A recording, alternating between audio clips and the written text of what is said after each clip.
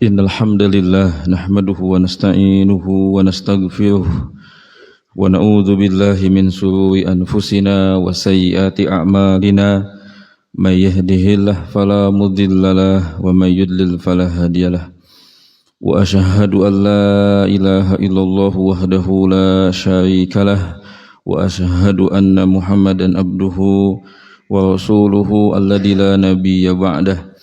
Allahumma salli ala Muhammad wa ala ali Muhammad kama sallaita ala Ibrahim wa ala ali Ibrahim innaka Hamidum Majid.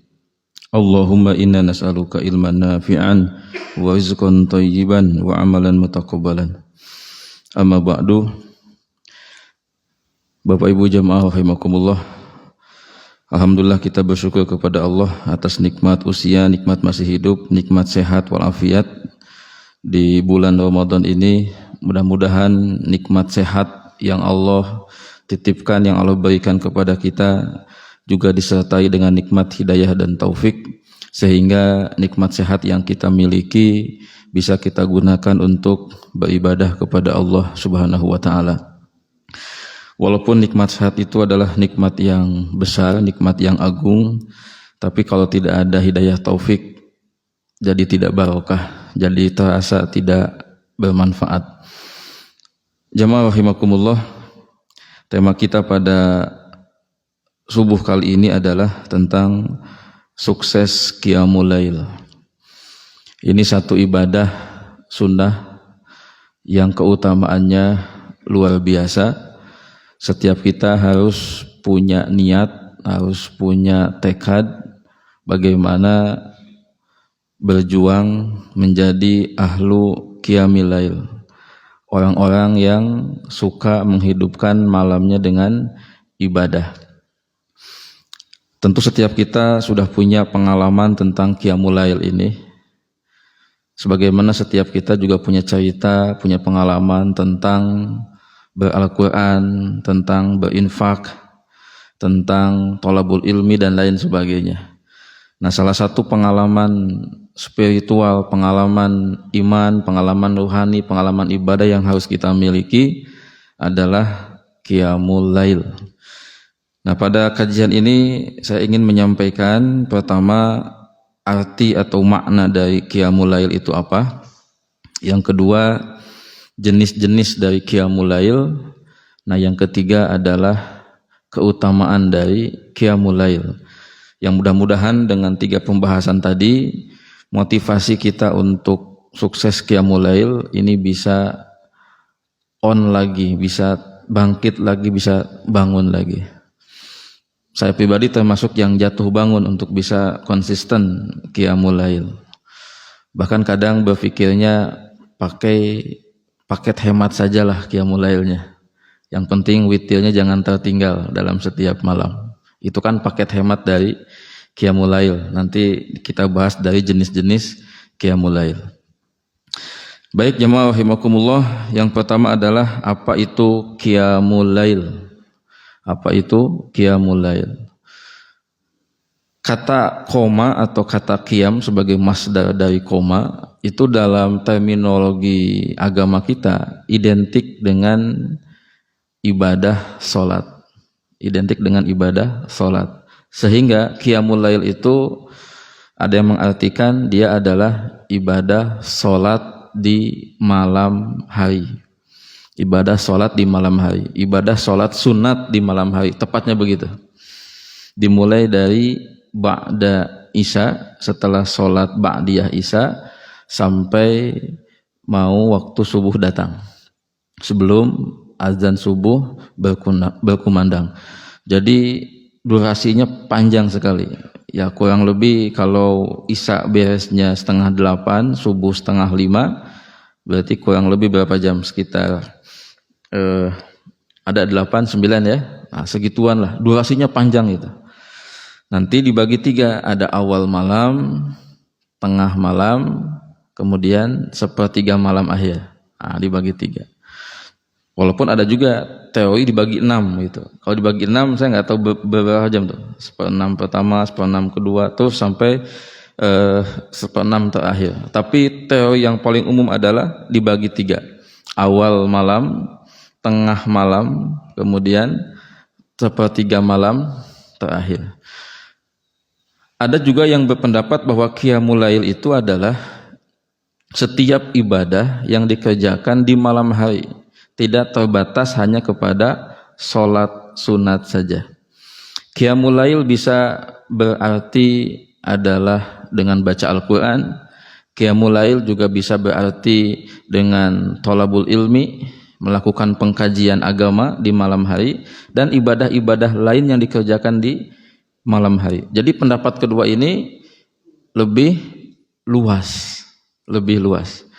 Namun kalau kita perhatikan terminologi dari qiyamul lail yang paling populer itu adalah ibadah sholat sunat di malam hari, berdasarkan beberapa dalil, gitu ya. Jadi di malam hari boleh dengan tafakur, boleh dengan zikir, boleh dengan baca Al-Quran, dengan thalabul ilmi, tapi yang utama adalah sholat sunat di malam hari. Wallahu a'lam bishawab. Nah, jadi dari pemaknaan ini kita jadi punya wawasan bahwa qiyamul lail punya dua makna. Makna pertama, makna khusus, dia adalah ibadah sholat malam yang dikerjakan.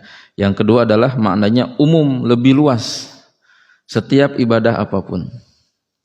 Nanti kalau teorinya luas seperti ini, akan ada orang yang mengatakan, oh berarti kalau saya nggak sholat, nggak baca Quran, hanya melakukan hubungan suami istri, kan ibadah juga. Qiyamul lail. Wah, ini pendapat orang yang gofil, lalai gitu ya.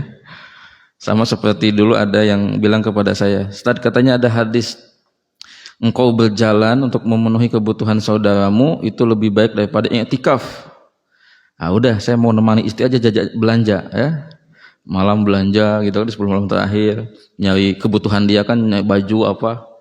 Nah, katanya lebih baik daripada i'tikaf. Nah, saya sampaikan hadisnya benar, pemahaman Anda salah gitu. Tapi kalau konteksnya adalah ada orang yang misalnya harus membantu tetangganya, sampai nyari mobil ambulan, menemaninya ke rumah sakit dan lain sebagainya, itu betul konteksnya tuh ya. Tapi kalau menemani istri belanja, cari baju baru ya, malam ganjil pertama nggak ketemu baju yang dicarinya, niat lagi malam ganjil kedua dagangnya begitu, itu mah namanya dipaksakan, pemahamannya salah gitu. Jadi menurut saya makna qiyamul lailnya kita fokuskan aja kepada ibadah sholat sunat di malam hari, seperti itu. Dan kita tetap menerima teori kedua, dia adalah semua jenis ibadah yang dikerjakan di malam hari. Kemudian jamaah sekalian, jenis-jenis dari sholat malam, sholat sunat malam. Yang pertama, qiyamul lail, ini lebih umum. Nah, makanya ada istilah, kamu udah qiyamul lail belum? QL belum? Yuk qiyamul lail dulu. Nah, berarti kalau orang ngomong begitu, ayo kita qiyamul lail dulu. Atau bikin acara, ada rundown, nah jam 02.03 qiyamul lail. Nah, berarti orang itu memakai istilah umum. Nah, kita memahaminya, jam 2 qiyamul lail, berarti ayat sholat sunat malam.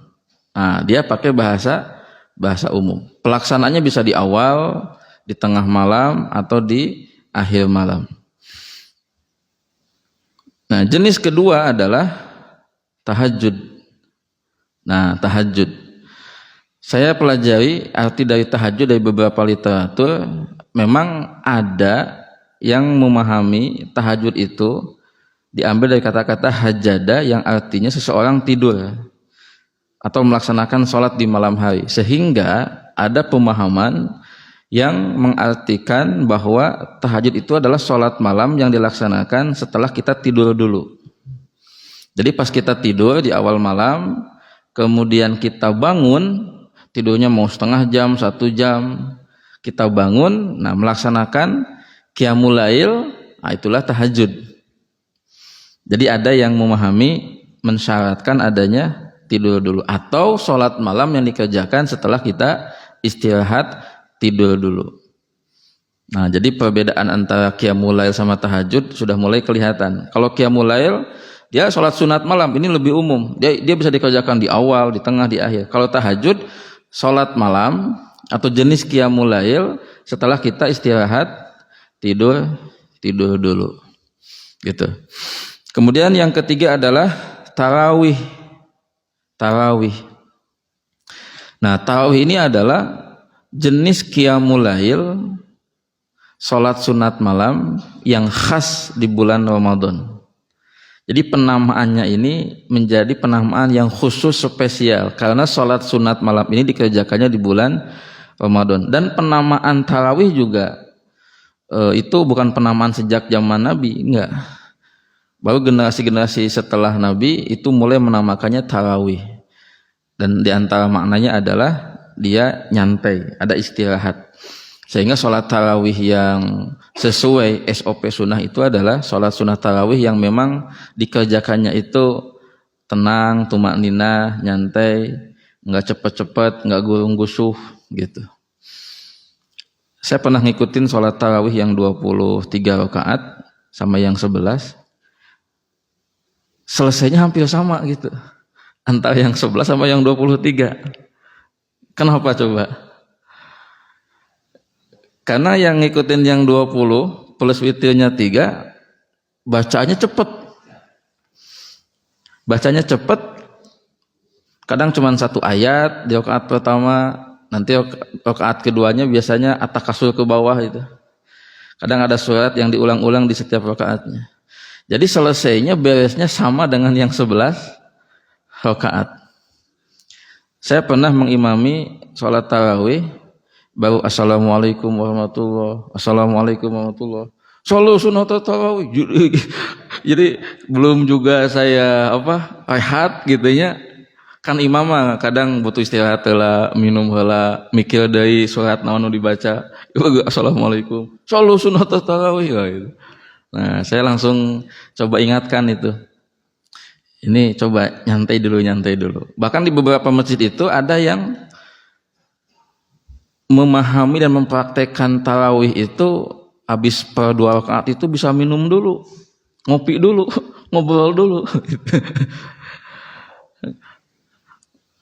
Kalau saya kutip dari pendapat seorang ulama dulu di Mekah, itu setiap habis 2 rakaat itu ada yang baca Quran, ada yang tawaf gitu. Jadi memang modenya santai. Nah, kemarin ada jamaah tuh, Ustaz, ya kalau ada tim Nasdai kita nggak bisa nyantai-nyantai. Jadi dicepetin itu, solo sunat. Jadi tarawih ini karakternya adalah sholatnya tenang, nyantai, gitu ya, tumanina. Sampai ada seorang ustadz mengatakan kalau sholat tarawih dikerjakan dengan gurung gusuh, maka sudah nggak tepat disebut dengan tarawih, dengan istilah tarawih, gitu. Nanti kan Nabi istirahatnya bisa per 2, 4 istirahat sebentar, gitu kan, dan lain sebagainya. Maka nanti di sanalah nanti hadis tentang 2, 3, 4, 3 jadi menarik dikaji, gitu kan?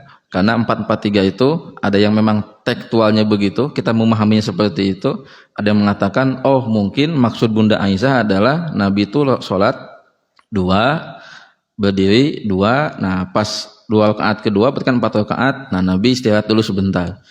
Nah, jadi multi tafsir.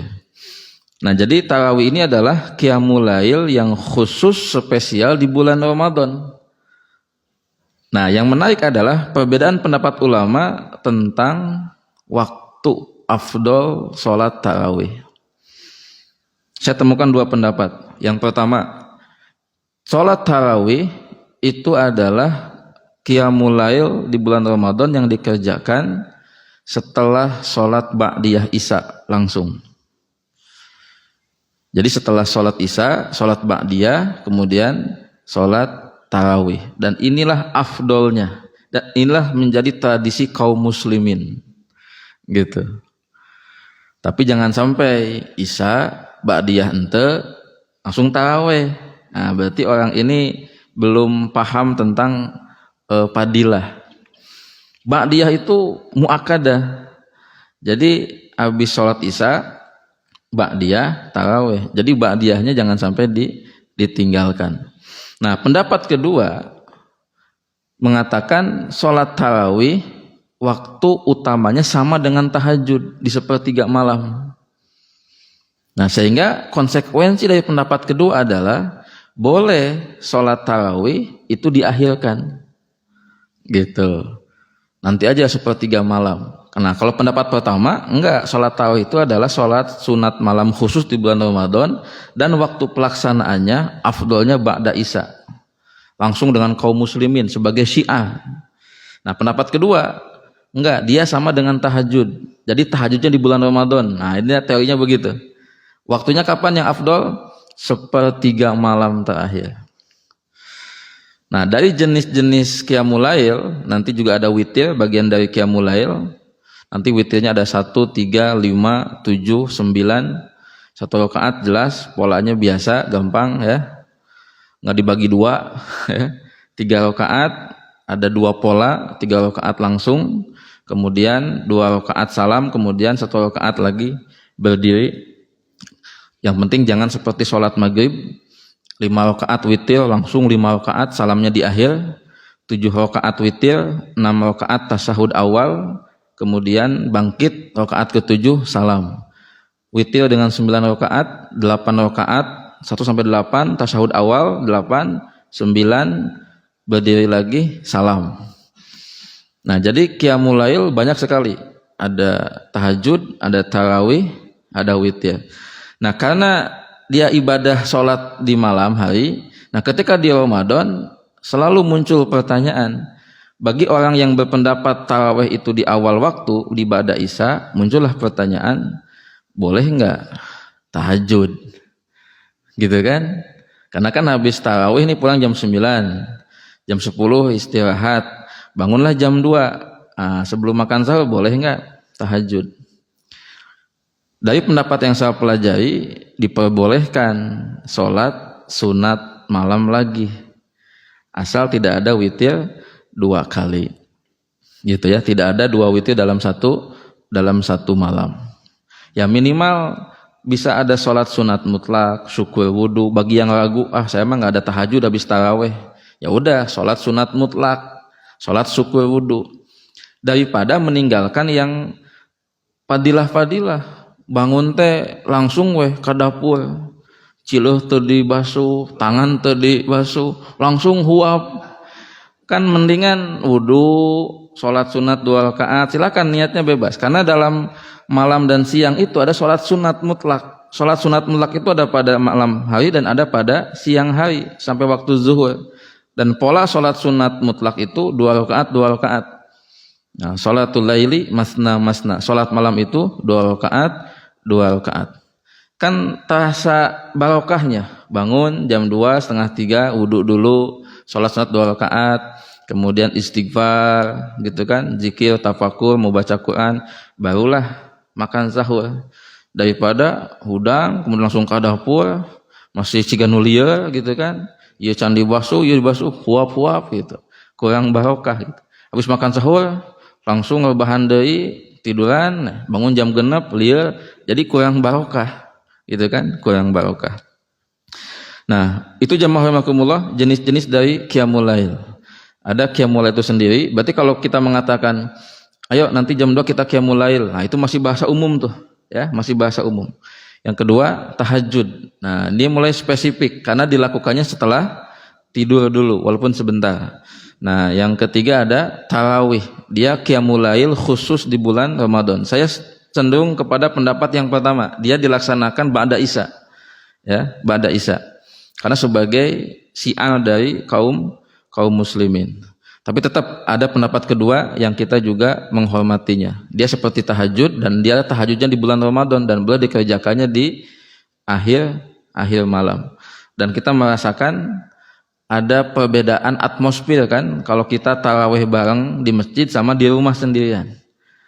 kayak masih punya beban hutang gitu, can taraweh orang sorangan gitu kan, karena mungkin baru pulang buka bersama dan lain sebagainya untuk pulang kerja, kayak ada hutang gitu ya.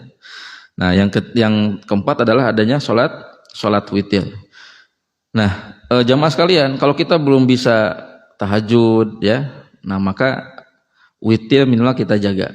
Nah, witir ini bisa setelah sholat sunat isya atau sebelum tidur atau nanti di akhir malam, sepertiga malam terakhir. Nah, baik, yang selanjutnya mas kalian di bagian yang terakhir ini adalah tentang keutamaan dari qiyamul lail ya. Dari qiyamul lail. Jemaah sekalian, kalau kita lihat potensi kita, itu sebetulnya sangat memungkinkan, sangat mendukung untuk kita bisa qiyamul lail setiap malam. WC di dalam rumah, gitunya, coba. Jadi mendukung sebetulnya mah, ya. Ayam mah ya canggih, ayam model alarm, gitu. Sangat mendukung sebetulnya. Cuman masalahnya karena saking mendukungnya jadi lalai gitu. Iya sih WC di dalam rumah, tapi kan jenis kasurnya empuk pisan, gitu kan.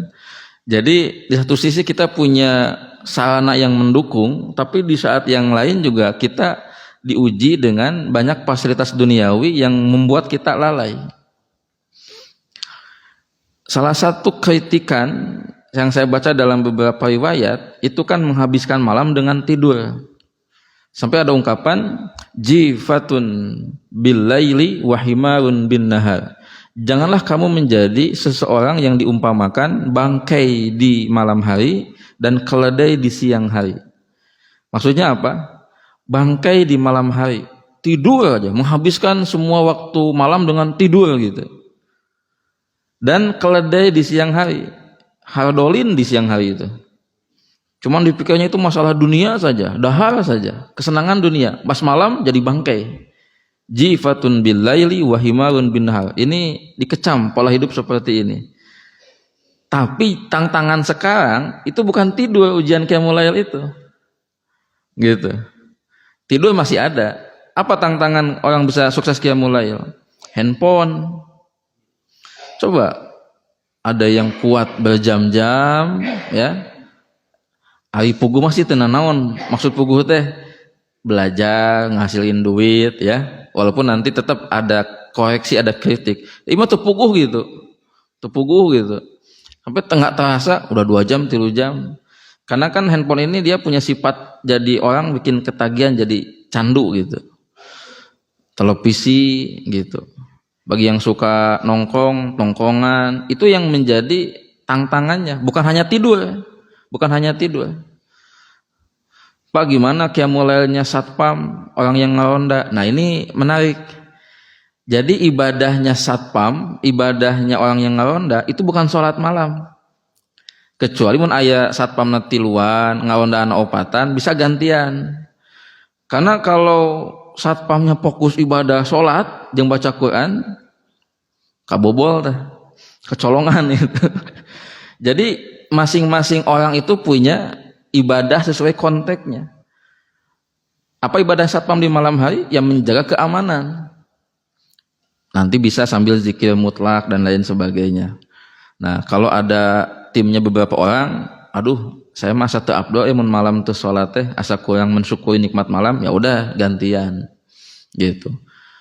Abi bade ka masjid salat malamna, ke di masjid kagoleran. Kasarean gitu kan, itu kemana ya? Dijalankan enak gitu kan. Tapi pas anu maling teh kan lihat, lah satpam ke salat sieun satpam cigana wali gitu mah gitu kan. Nah, gitu. Nah, jadi tantangan qiyamul lail di zaman sekarang, jemaah sekalian, ini semakin berat sebetulnya. Bukan soal tidurnya. Ada orang berjaga di malam hari itu, enggak tidur dia. Tapi tadi menghabiskan waktunya untuk hal yang bermanfaat. Atau jangan-jangan kritikan tadi jifatun bil lail wa himarun bin nahar jadi kebalikannya nih. Jifatun bin nahar wa himarun bil lail. Jadi bangkai di siang hari, justru dari pagi sampai siang teh tidur gitu, sampai sore, malam cenghar, tapi tadi hanya untuk seperti keledai, makan, minum, nonton, main game. Ini pola hidup yang dikritik. Padahal kalau kita lihat Al-Muzammil itu bangunlah walaupun sebentar. Gitu. Kalau istilah doa saya di pesantren minimal 2 rakaat lah ya sebagai tanda engkau mensyukuri nikmat malam. Kan teorinya begitu. Allah tidak meminta kita menghabiskan seluruh malam dengan qiyamul lail. 8 jam, 9 jam waktu malam untuk qiyamul lail. Hanya sebentar saja. Walaupun cuma 2 rakaat, walaupun cuma 5-10 menit gitu. Nah, tapi kan lagi-lagi karena ini kebaikan, ini agama, ketika kita punya niat untuk beramal soleh, setan langsung siap siaga untuk menggagalkan setiap niat baik kita. Baik, ada 2 hadis yang ingin saya sampaikan, yang ini menjadi motivasi saya pribadi. Kalau setiap kali sedang lemah, baca hadis ini tuh jadi semangat lagi. Yang pertama adalah sholat malam itu adalah kemuliaan, sebab kemuliaan dan naiknya harga diri seorang mukmin. Disebut dalam sebuah hadis, ya Muhammad syaraful mu'min qiyamul lail. Wahai Muhammad, kemuliaan, citra baik seorang mukmin itu terletak pada sholat malamnya. Jadi bagi orang yang rajin melaksanakan qiyamul lail, maka Allah akan berikan kemuliaan dan punya citra diri yang baik di lingkungannya. Kemudian yang kedua adalah sholat malam itu adalah sholat yang paling utama setelah sholat wajib. Wa afdalus sholati ba'dal fariidah sholatul lail. Dan sholat yang paling utama, yang paling baik setelah sholat wajib adalah sholat malam, sholat sunat di malam hari. Nah, kita mesti memotivasi diri kita lagi untuk bagaimana bisa melaksanakan sholat sunat malam ini. Nah, inilah hadis yang saya maksud, yang kalau saya baca ini jadi muncul lagi motivasi. Alaikum biqiyamil lail. Hendaklah kalian melakukan qiyamul lail. Alaikum biqiyamul lail. Nah, dengan beberapa alasan. Pertama, fa innahu da'bus sholihin qablakum. Qiyamul lail itu adalah kebiasaan orang-orang soleh sebelum kalian. Nah, ini pertama alasannya. Salat malam itu kebiasaan orang-orang soleh sebelum kita. Saya punya buku tentang rahasia qiyamul lail. Di sana banyak dijelaskan tentang success story salafus soleh kita dalam berqiyamul lail. Mereka benar-benar punya perhatian terhadap qiyamul lail ini. Jadi mereka benar-benar mengalokasikan sebagian malamnya untuk qiyamul lail. Bahkan mereka itu tidaklah tidur kecuali mereka sudah berniat untuk nanti qiyamul lail. Dan ini yang mahal jamaah sekalian. Coba kita refleksi diri. Kita setiap malam pas mau tidur, ada nggak menghadirkan niat untuk qiyamul lail?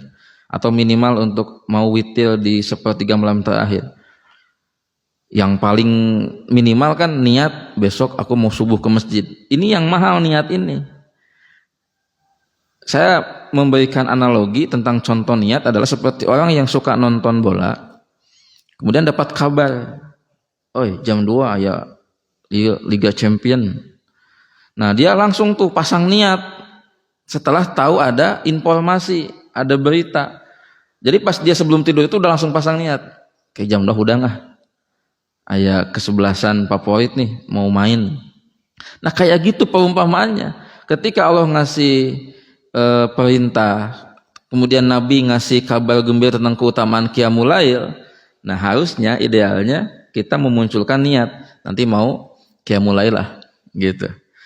Nah, makanya bagi pemula, kalau saya kutip dari kata-kata Syekh Ali Jaber Allahu yarham, bagi pemula laksanakanlah qiyamul lail itu di awal malam sebelum tidur. Nah, itu kan boleh. Makanya beliau punya pemaknaan tarawih adalah latihan qiyamul lailnya umat Islam di awal. Bahkan beliau berani mengatakan Tarawih adalah qiyamul lailnya bagi orang yang tara qiyamul lail atau minimal setahun teh sabulan weh. Gitu. Nanti setelah Ramadan mudah-mudahan terbiasa. Tapi kan yang jadi masalah ketika selesai Ramadan, sok coba mau mempraktekkan silahkan. Tapi nanti siap-siap dengan kontroversi. Coba di Al-Ikhlas misalkan Syawal, Dzulqa'dah habis Isya berjamaah deui qiyamul lail. Pasti akan orang, ya salat naon ya qiyamul lail. Nah, makanya tarawih itu saya lebih berpendapat tadi, dia adalah qiyamul lail yang khusus di bulan Ramadan yang dikerjakan habis Isya langsung. Di luar Ramadan tidak seperti itu polanya. Gitu, ya. Karena nanti tentang hukum sholat sunat malam berjamaah, ulama punya teorinya lagi. Gitu, boleh berjamaah, sholat tahajud berjamaah boleh. Tapi bagusnya sendiri. Seperti itu ya. Nah, jamaah sekalian, di buku itu saya temukan memang para ulama kita salafus sholeh benar-benar punya perhatian sampai mereka kepada titik level kenikmatan kesenangan hidup dunia mereka adalah ketika ketemu waktu malam dan bisa qiyamul lail. Ini coba kalau kita tanya dalam diri kita, dari pengalaman hidup sudah 40 tahun, 50 tahun, 60 tahun, kesenangan hidup kita itu ada pada apa? Gitu. Kalau jawabannya ada pada kesenangan dunia itu ada pada makan, minum, yang sifatnya memang materi, ya, biologis, maka jawabannya itu belum sesuai yang Allah kehendaki. Saya suka berpikir begini, kalau ada orang makan, kemudian kita nanya, sudah makan belum?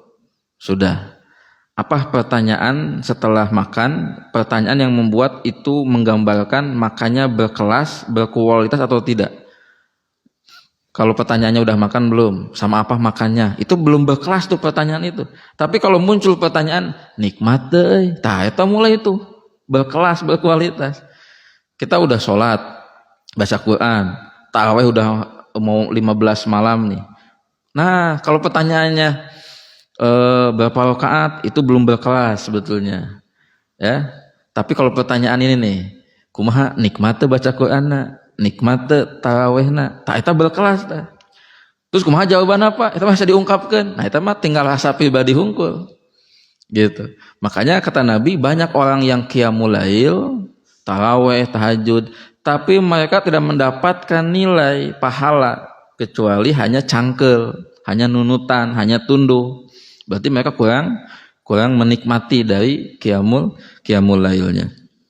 Nah, jamaah sekalian, mari kita teladani para salafus soleh kita. Kita harus punya perhatian terhadap qiyamul lail ini. Dan tadi Allah tidak meminta kita menghabiskan seluruh malamnya, hanya sebentar saja dari waktu malam sebagai bentuk syukur kepada Allah Subhanahu wa taala. Kemudian alasan kedua, kenapa kita diperintahkan untuk qiyamul lail? Walaupun hukumnya sunnah muakkadah. Wa huwa qurbatun ila rabbikum. Qiyamul lail adalah sarana mendekatkan diri kepada Allah Subhanahu wa taala.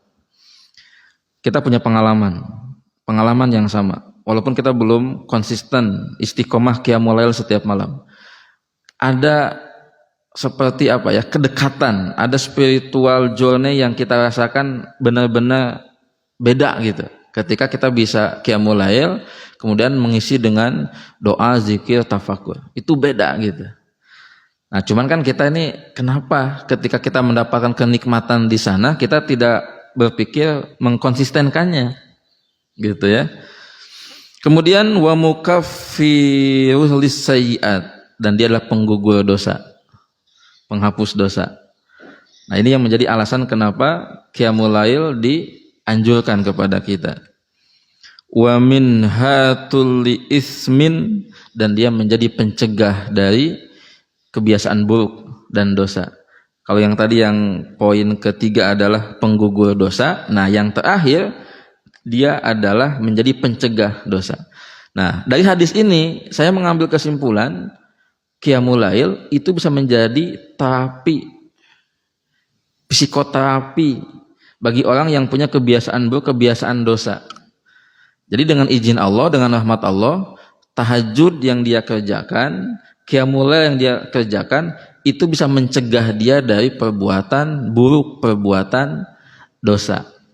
Nah, bagi jamaah yang mungkin masih punya kebiasaan buruk, ya, dosa yang masih terulang, coba terapinya pakai qiyamul lail. Karena kata Nabi, dia adalah pencegah dari perbuatan dosa. Nah, dalam riwayat lain ada tambahan, dan dia bisa menyehatkan badan.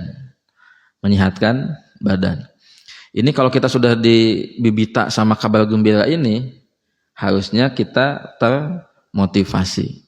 Apalagi ditambah dengan, saya tidak menemukan ini dari sunnah, dari hadis, tapi ini menjadi satu kayak kearifan lokal gitu kan, dan sudah menjadi tradisi dari para orang tua kita tentang hikmah mandi sebelum subuh.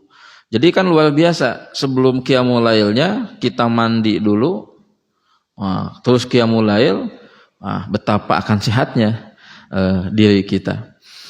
Nah, begitu jamaah rahimakumullah. Nah, mudah-mudahan qiyamul lail yang kita kerjakan di Ramadan ini menjadi satu perbekalan, pelatihan untuk nanti pas masuk Syawal, Dzulqa'dah kita menjadi orang-orang yang terbiasa melaksanakan qiyamul lail. Tadi minimal paket hemat lah tadi ya.